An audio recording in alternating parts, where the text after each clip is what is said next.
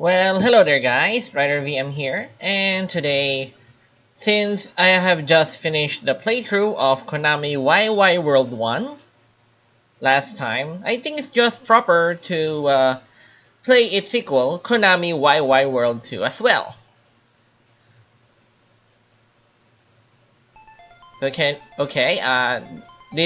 Well, obviously this is a sequel to Wai Wai World 1, and this is the intro.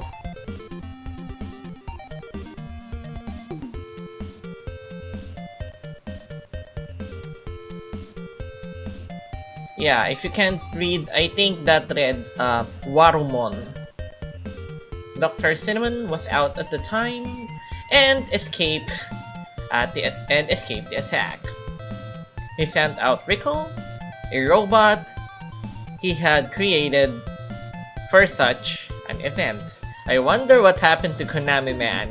Relegated to obscurity? But Warumon heard of this and took Princess Herb, fleeing to space inside Parsley Castle.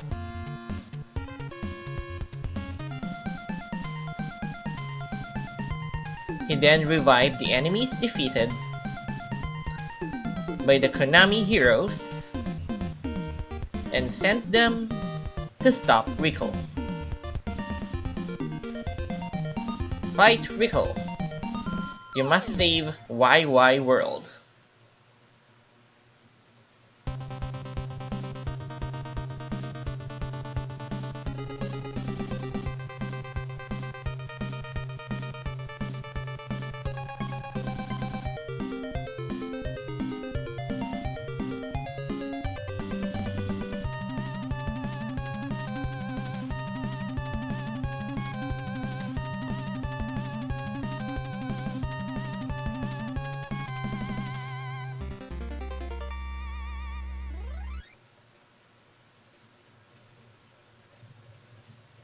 Yeah, it's one of those really just cliche plotline, and what's worse, it doesn't have any reference to the first game. I mean, sure, it could be argued that Rickle was created by Doctor, but how about the princess? When did she just appear? Why wasn't she in the first game?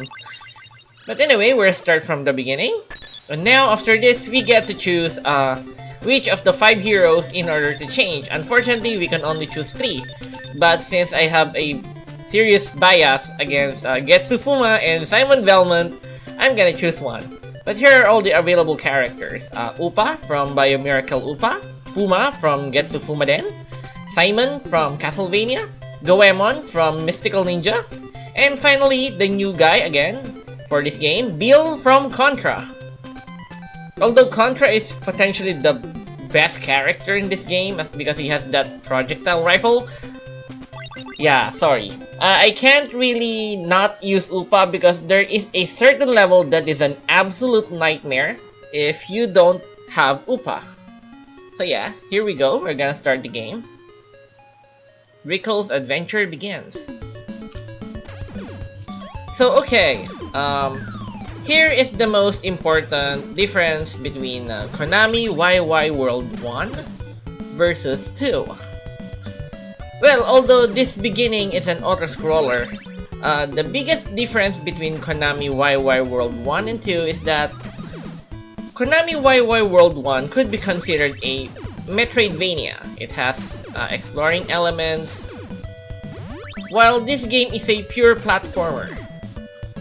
Which means there are barely any secrets to this game, no item hunting, no nothing. So okay, how do you change characters in this game?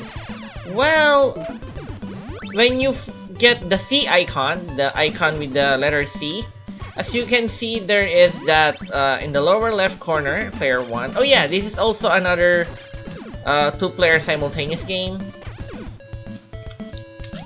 To change characters, you need to get that icon with the C, and then you see the cursor change from different 3 icons, and that is representative of the 3 items I can warp. When you find the one that you want to change, you hold up and then press A, similar to Konami Wai Wai World 1.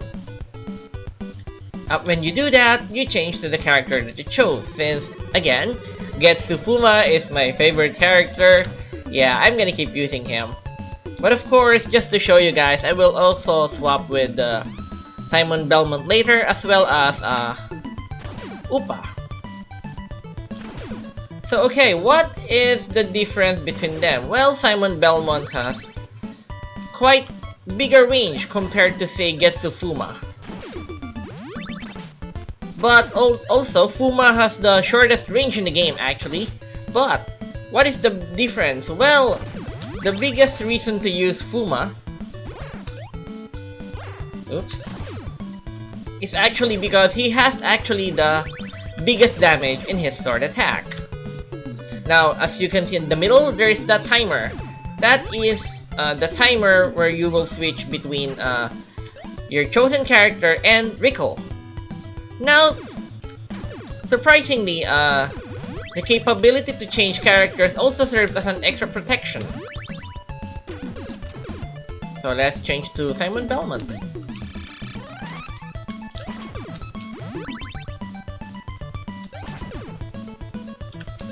As you can see, his range is a lot more than Simon Belmont, but as a catch, if I remember correctly, his attack shouldn't be as powerful as Getsu Fuma, and his you cannot spam his attack as fast as Getsu Fuma. Now, as you can see, the timer is counting down. It also counts down a lot bigger, a lot faster when you get hit. As you can see, it counts down by the second. If you get hit, that I think gets lower depending on the damage. So certain attacks would lower the countdown by 5, sometimes even more.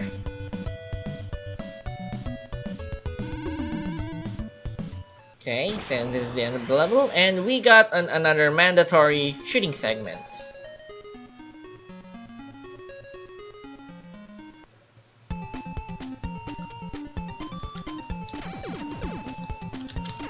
Now, to be perfectly honest with you guys, I actually vastly prefer Konami Wai Wai World 1 compared to 2. But why so? I mean, on first glance, just look at the graphics, it's much improved over Konami Wai Wai World 1. And so is the music. That's one of the things that I would actually honestly say that is better than Konami Wai Wai World 1. But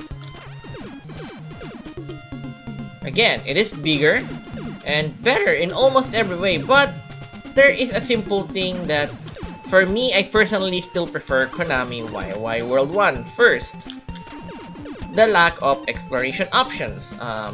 Although the other levels would be a almost typical platformer, well, in my opinion, this game is a lot boring than Konami Wai Wai World 2 because it does not have the exploration elements. And then secondly, my second issue with Konami Wai Wai World 2 is the game is kind of easy. It seriously lacks difficulty. As you can see in the options, there are no options to increase the difficulty of the game. And then, as long as you play your cards right, by changing characters immediately when possible, that also serves as your, I guess, barrier. Because, well, as long as you change into another character, you will not lose hearts. As you can see, I actually still haven't gotten hit yet, and I still have 8 hearts, which on certain circumstances allows me 8 hits. And then if I change to another character, that makes the game, oops, my apologies, I got too blindsided. But okay, as you can see, 3 damage. Okay, that's a lot of mistakes in order to die. And I still have 5 lives here, since I just changed it to the options, right?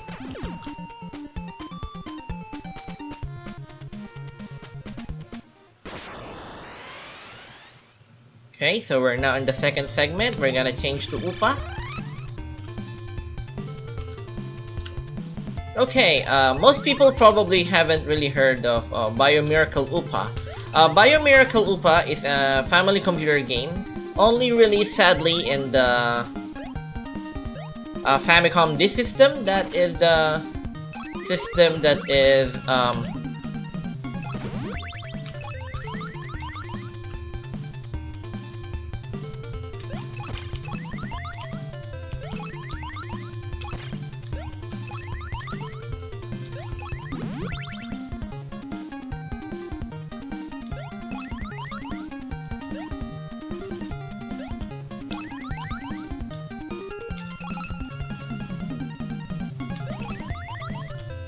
now, in my opinion, the most broken character in the game is actually is Bill from Contra, but a really close second place is actually Upa from Biomiracle Upa, because, well, when Upa defeats enemies, what happens is that they turn into clouds. Besides, also, you can use it as a platform. It could also cause... Ouch. Those items that turned into those enemies that turn into clouds could also turn into random items. Which again, in a weird sense... Okay, so what are those kind of angel-looking things? I forgot to tell you. Well, those are actually in the as you can see in my up status screen in the lower left, there is something that is labeled to be letter E. So that is a mark for 1-up. So as you can see, I pick one up, and then the E turned into 8. So that means that increases that E thing at the lower left. Now what happens when you get 10? Actually, you get a 1-up. So which means those white ones increase the E level by 1, and getting a blinking one, the one that blinks to red, that means you're gonna get... Oh yeah, also, while you're changing into another character, you're also virtually invincible while you're morphing. So yeah, it's also important. It could help as a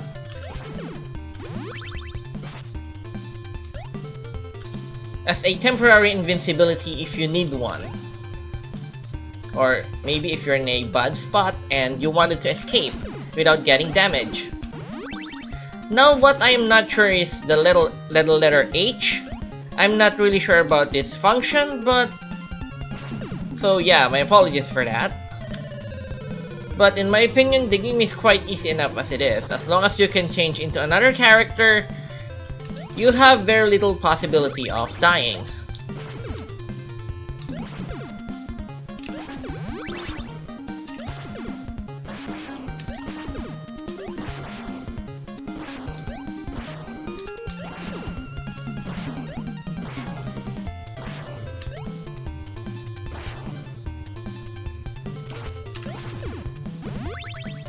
Okay, when you're in Rickle mode, those first aid kits actually refill the hearts, and the 8 hearts as you can see in the status screen. But of course, when you're swapped to another character, that just increases the time remaining before you switch back to Rickle. Okay, we're back to the boss. I'm gonna change into Getsufuma, because he has one of the fastest rate of fire, as well as one of the highest, if not the highest damage. Yeah, and the boss is dead immediately. Well, that is the reason that I consider this game to be pretty easy. Okay, that ends the first level.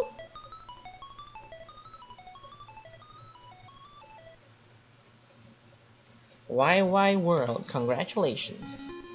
We're now going to the second level, which is the reference to Ganbare Goemon's world.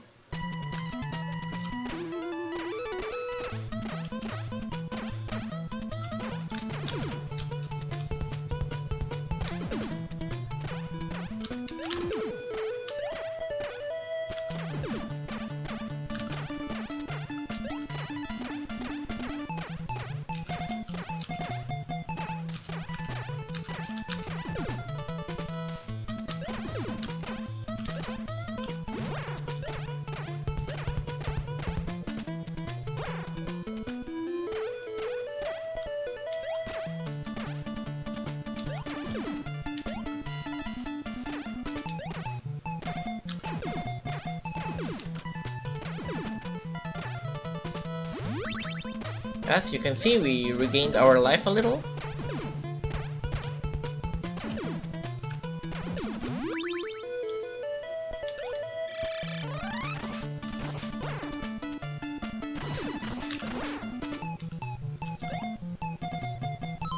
Yep, we got 10 already, so we got a level up.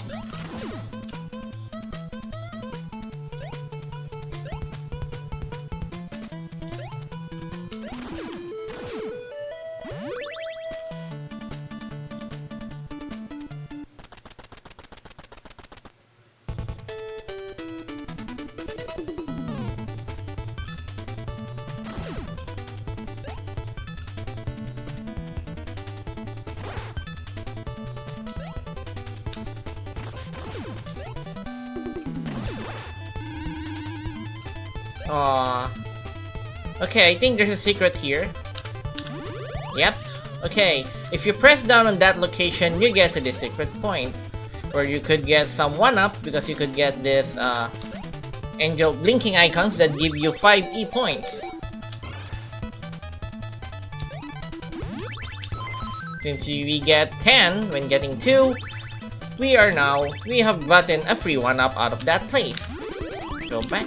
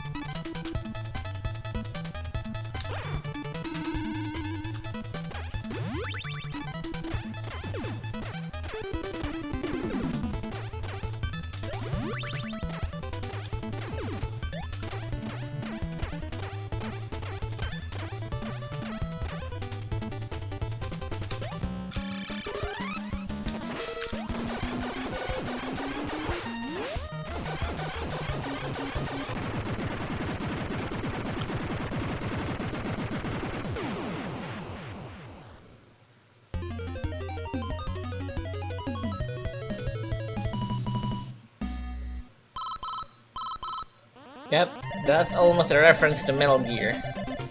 Rickle, this is Dr. Cinnamon.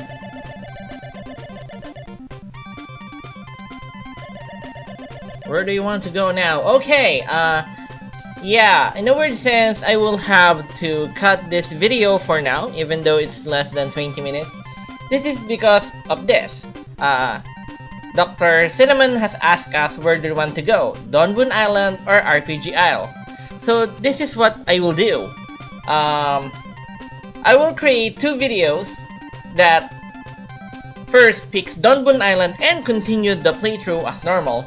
But I will create an alternative video in which I will choose the other one and then end the video after I finish this, since the game makes you pick 2 stages and then after that it's just another straight line. So anyway, this is Rider VM. I hope you are enjoying this playthrough of Konami Wai Wai World 2. If you are enjoying this video, you're welcome to press that like button and perhaps even subscribe to my channel. And as always, I hope that I will still see you guys in another video.